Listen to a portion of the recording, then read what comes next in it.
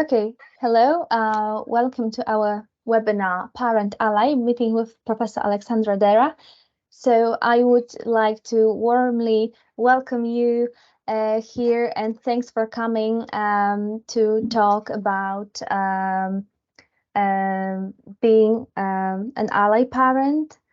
So if you could please tell us something about yourself, about what you do on your everyday basis, that would be great. Thank you. Thank you so much for having me. I appreciate the name of the meeting. I started to think about myself as an ally. So we'll see what does it mean at the moment.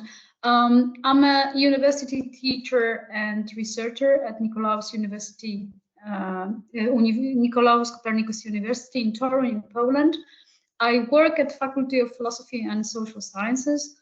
My main area of research is critical feminist philosophy of science and feminist science and technology studies, contemporary philosophy and philosophy of subjectivity.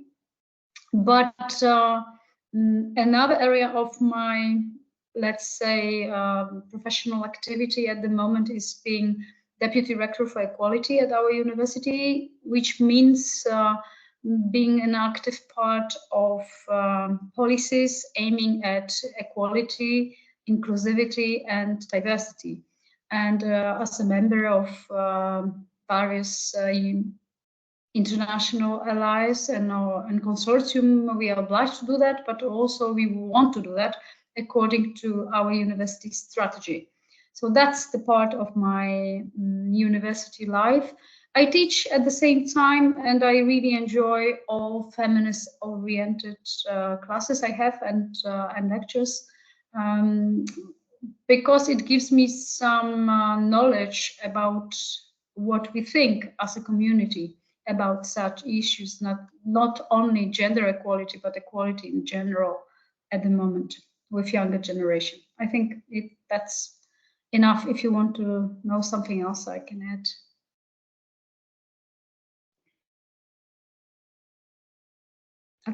Okay, sorry for that. I think that's for now. That's enough. We can ask some questions later.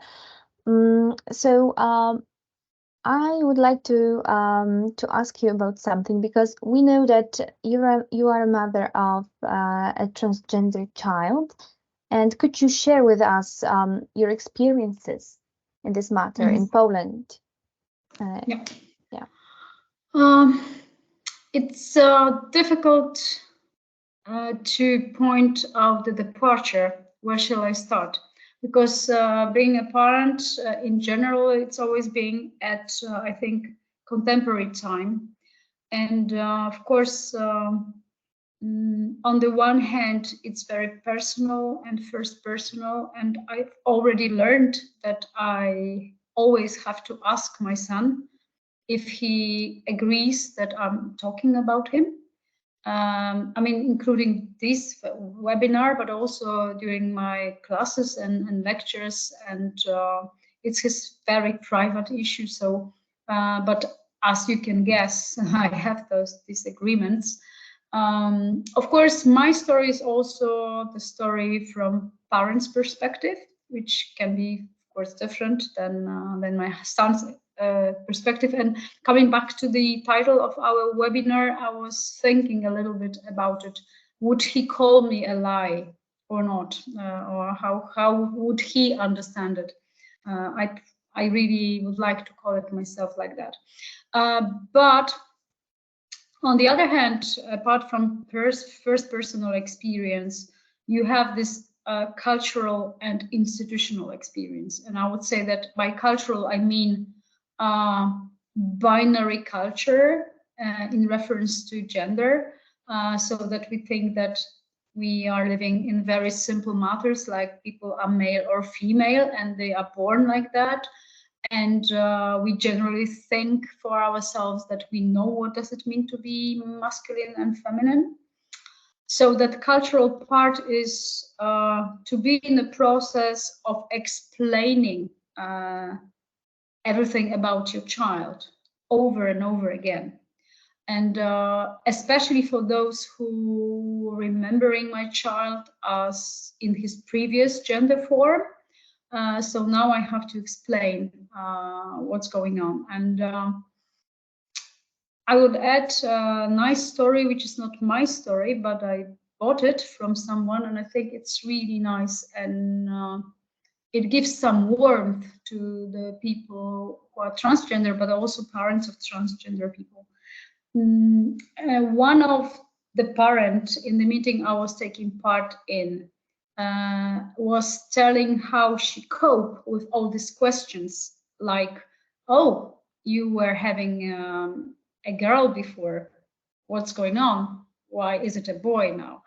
And she said that in reply, on everyday basis, like in shops with some acquaintances who are not close to you, and some family you meet once a year or something, and she's always answering, no, he was always a boy, but we didn't know that.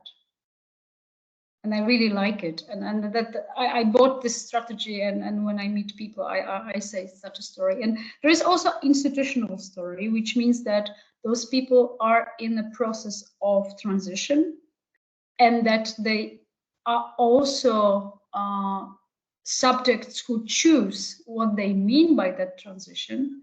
And in the case of my son, is that he's going through a hormonal transition. He was also having first surgery, and he's also in the process of changing his name legally, which is a very painful and long and difficult process in Poland. He's 17 now, so we would like him to have the name he wants to have when he will be going to the university. Which will make his life far easier than it is for many people. So that's a part of the story, only part. So if you have any questions about it, it'll be easier for me to answer them than just proceed with my story.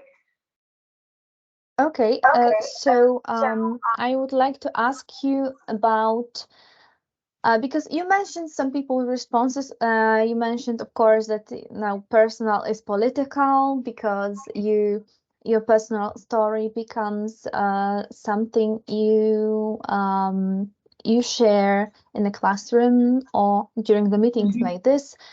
So I want to ask you about people's responses. One thing you mentioned is people asking how you feel about having a boy now, right? So I was thinking that another good response would be I've always had a child and it is still my child, right? So I want to ask you about the positive things, about positive reactions from people who were really supportive for you and your son in this matter, in this process. Do you have these kind of stories to share?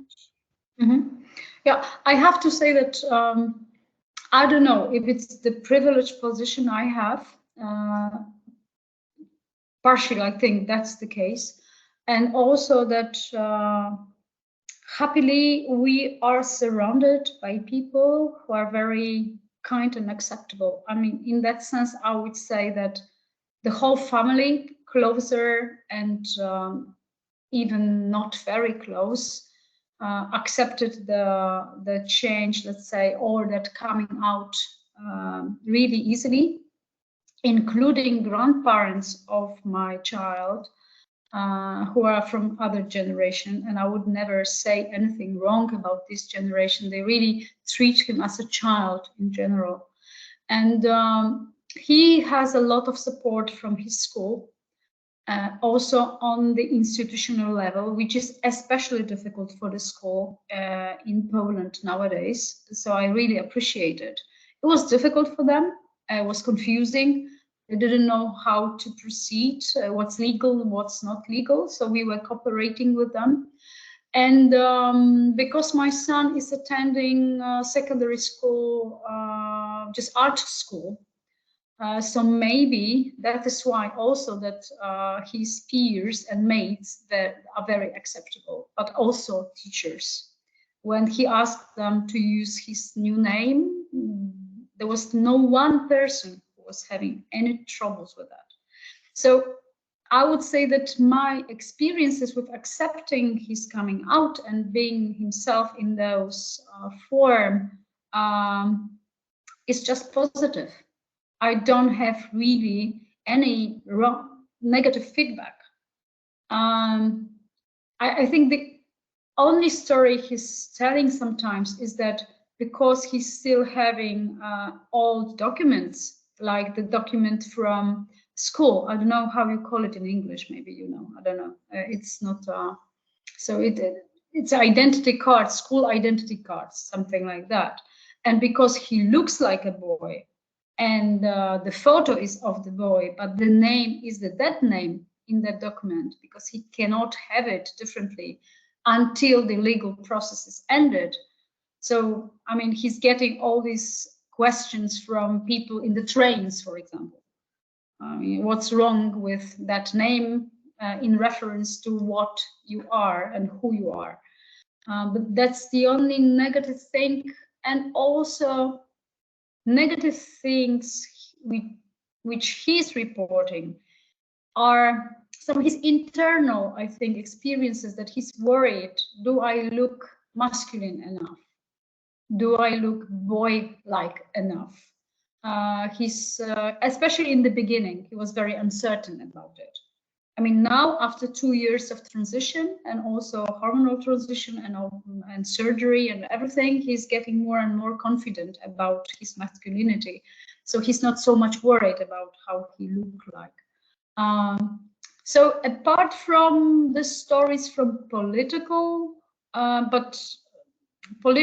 governmental issues in Poland, stories about some authorities who are saying that those are not real people and so on, which is always painful if it's your private story as well. I do not have negative experiences.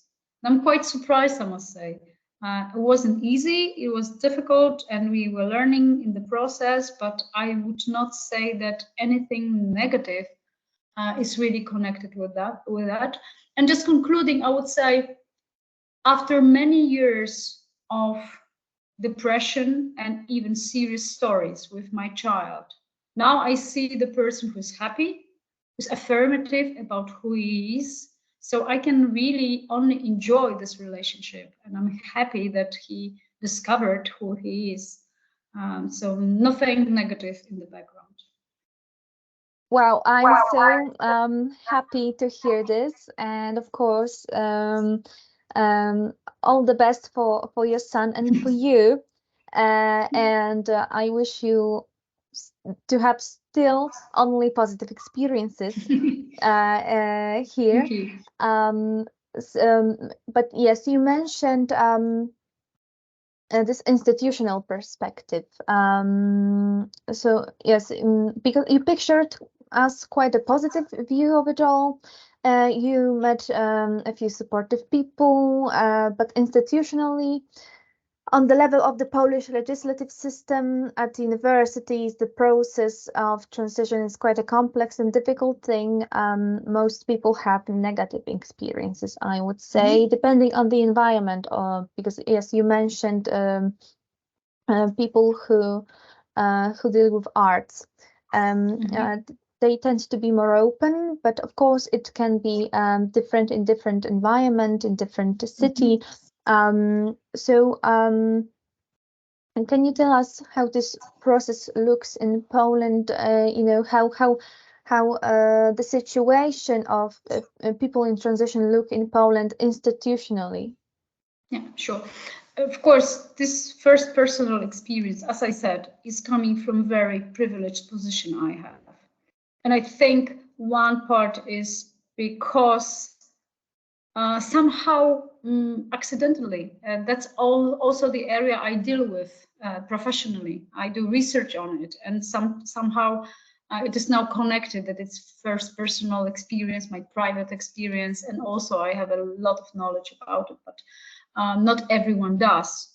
And I would say what's positive, and I really believe it really strongly, and I can also share this feeling from the experience I have at our institution at university, when I'm dealing with transgender people, that people in average, they are very positive about it, especially your generation and younger generation. There's no problem with doing that. What's problematic is institutional and legal level in Poland. So when you're not privileged and your parents are not your allies, you cannot really do the transition, because you need a lot of money to do that. In order to be treated with dignity, you need private doctors, private specialists, private sexologists, private psychologists, and so on and so on. You have to pay for every visit, for every diagnosis which you need in order to be treated in a certain way at school, and so on and so forth. You have to pay for hormonal processes, for drugs, for surgery. And if you don't have money, and I know a lot of transgender people because they are friends of my son, that if they don't have this support, it's really miserable life. They have friends, they have even teachers at schools who are supportive, but what they need is to go through those transitions. And if you want to do that, you really need money, a lot of money for that. So when we were starting 2 years ago with sexologists and psychiatrists, because you need it in the beginning in order to start transition in hormonal sense, I was surprised that they told me that the viewpoint of Polish people have changed a lot during last 10 years. But the legislation processes and institutional processes, also at school, at the universities, they didn't change. Okay, so they're in a very schizophrenic clash, I would say, right? That on the one hand they're acceptable, then they can wear how they want, and they can be colorful and so on, and even parents very often accept them, but at the same time they do not have the state support, they do not have public support in that case. To help them. So of course my picture is so positive, but this is not general picture, and I'm very much aware of it. But just judging from the changes which universities provide at the moment within the legal system we have, I think that 10 years ago it would not be possible. And the number of people who contacting me as a deputy rector for equality, asking how the university will treat me as such person, because I'm just in the process, legal process of something, and that we provide a kind of policies we have how to treat those people with dignity they deserve. I think that's something rather optimistic. It is very slow. I realize that. And it's not sufficient for those people, but I would say that 20 years ago, nobody would approach me and ask about anything in this matter. Mm-hmm. Yes, that's very important what you say, because what I noticed is that more and more universities have gender equality plans, for example, and for now, most of them are binary, right? But what do you think about the future of gender equality plans? You know, will they change sooner or later? How do you see the future of JEPs at universities? Yeah, I think that they will be adjusted, and they really are in the process of it. As deputies, we are part of organization on national level where we meet with all such people who represent those functions at Polish universities.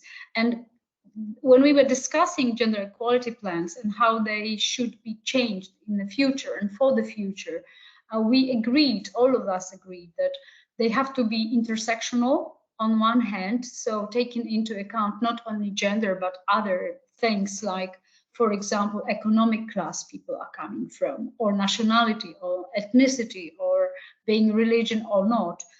And additionally, that we should not assume that we have people who are all in this binary system. So that we should use, for example, neutral language, that we should be aware of the fact that gender is not something we assumed in traditional feminist theories. So I have no doubt that they will be changed. It is not so easy for people to accept non-binary people. I think it's easier to accept transgender people because they are within this binary system. But I'm sure that we are also in the process of changing this kind of thinking. I don't know how fast it will be. And of course, from first personal perspective, it's not fast enough.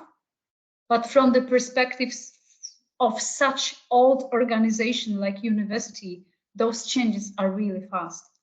And as I said, when I was studying, it was 30 years ago, we would never provide those issues in the context of university or higher education institution. So I agree. I think that gender equality plans and also in accordance of European Union policies will be changed into non-binary systems and intersectional systems who would provide us with some good practices and recommendation what we can do in order to provide more equality and more diversity at the universities. Thank you so much for this answer. Let's hope that it happens sooner rather than later, because it's really what we need right now. Let me just finish that. I would say that somehow it is within our hands. I really believe that university is community. And if community would like to have it in such a form, we can really build lobbies to do that. So I strongly believe in that it will be our allies for that. Yes, and I think that students are becoming more and more empowered in this institution, on this institutional level. I think that students are more empowered than they were some time ago. Absolutely, yeah, rightly so. Yes, so that's a good thing that they demand change, and that they acknowledge that they have the right to demand it. Okay, do we have any questions from our audience? Yeah, I have one question. So what would you say to the parent whose child has just come out? What would be the first words? It's really difficult to answer. I think at the moment I would say that that's something I went through, and I think that your experience will be different. If you want to ask any questions, or you just want me to tell my story, I'm here for you. I would not judge any kind of feelings people may have at that moment. As I said, generally speaking, my experience is that parents, they want to support their children, and sometimes they don't know how to do that. And it's also a process to accept it and to go through it. And what works is actually such meetings with parents who are going through that experience, such works like books and stories from those parents and so on. As I said, when you have in the background the teenager who's suffering from depression and you don't know why and how to help him, when he discovers who he is and he's becoming more happy and happy, you just happy as he is on the way. And usually those teenagers, because they're usually teenagers, they have such a background story. So maybe that parent you're telling about is already very much experienced with trying to be helpful for his child. So I think the context plays a role here and where you're coming from. And I'm always ready to help. This webinar is also about it because I have this agreement from my child that I can tell this story and say, okay, I can share what was difficult, what was easy, why it makes me also happy, why I can see that transgender person can be affirmative. Not only saying that, oh, I deserve it, but they really happy people. They have something very interesting to say about gender in itself from theoretical point of view. So, but of course, it is a difficult experience. But I think that being a parent is difficult and complex in general. So it's a part of the story, but it's never easy. So it's not so different from other stories about our childhood life and being a responsible parent. Yeah, but it's always very personal question and personal answer. So that's why I'm so hesitating. It's easier to talk about theories than personal experience, at least for me. Thank you. Thank you very much for this question and for the answer. Do we have any more questions? Or any final comments from you, Ola? Yeah, I just wanted to thank you for the idea of doing that webinar. I think that part of cultural change, which will also maybe will change institutional way we proceed with transgender people at our country, is to make people realize what we are going through, and to share this experience also for other parents, for friends, and for teenagers who are dealing with that and are not aware of it. I mean, I think we should not overestimate the power of education, but it's a part of a very important story. And the way you are doing this in webinars, I think, which will be recorded and people can just have it as a supportive material. I really appreciate it as a parent of such a child. And I'm happy parent of being happy parent of being mother of transgender son. So we are very happy to hear that, and of course we really appreciate that you agreed to come today and talk as a mother and as an academic teacher, as a researcher. This dual perspective is very important, I believe, and it gives us this bigger picture of the matter. Yeah, thank you so much. I'm easy to find, so you can find my email on the website, and I'm really happy to answer or to share other experiences if everyone is ready to do that. Thank you so much. And I think we can end this meeting. So thank you once again and goodbye. Thank you for having me. Have a good evening.